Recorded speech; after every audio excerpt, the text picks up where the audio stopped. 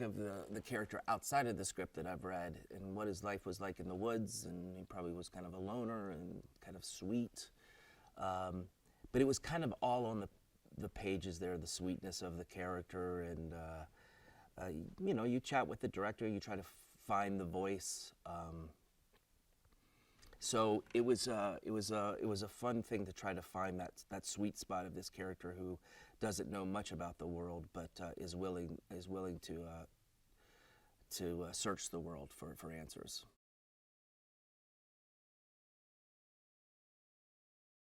I think he knows himself, but he doesn't have a lot of social graces interacting with, I guess, humans. But I would imagine he was lonely, but content, but just had some curiosity about what it was like outside of the woods.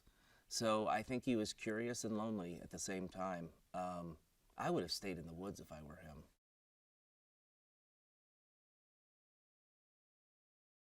Sir Lionel Frost is kind of this throwback type of guy that is used to having nature work to his advantage.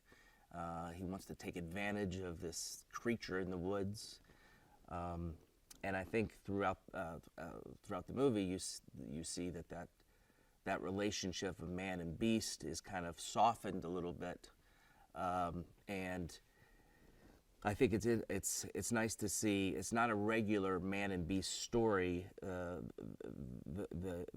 Hugh Jackman character, Sir Lionel Frost, gets to have a heart towards the missing link, which is a nice thing to have, and also it helps their storyline move along. But their relationship is, I think Mr. Link is just happy to go along, not really knowing what he's getting himself into.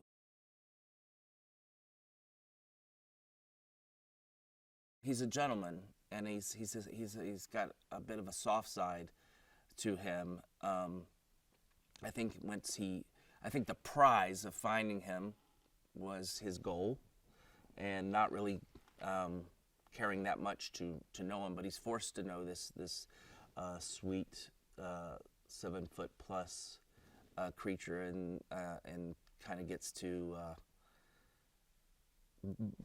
form a friendship with him that I guess he wasn't maybe expecting.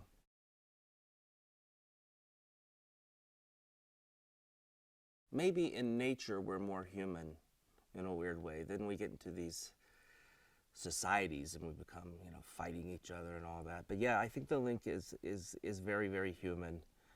And he's a sweet, sweet human.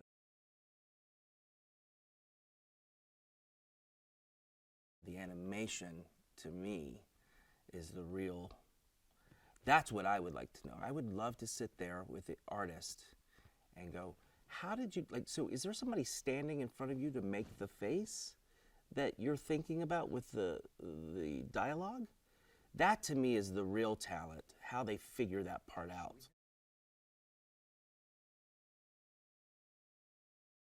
It's worth seeing it for the art alone. You could turn me down, just watch it. It's really, if you know the painstaking work that takes, it really makes you appreciate it even more.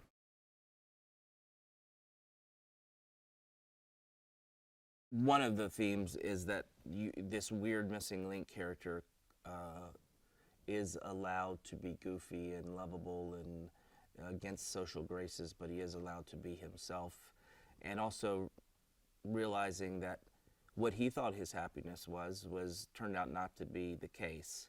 But there are a lot of themes in this movie. Friendship, seeing the world is a really big theme, to get out of your comfort zone and to open your eyes to other ways of how people live.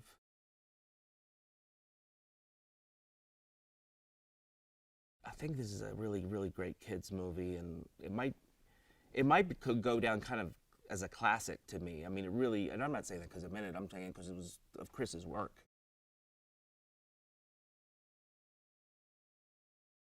You just want to get a rise out of people. And with a movie like this, where you're really kind of like all the pieces have come together, I think the audience is gonna come to that conclusion on their own, that they're gonna walk away. I mean, there's some really funny parts in it. It's a really great story, and the artwork is tremendous. I just want, as I think, as corny as it sounds, I always just want people to leave anything that I'm involved in is that pep when you're walking to your car, walking out of the theater, that you just experienced something with a group of strangers.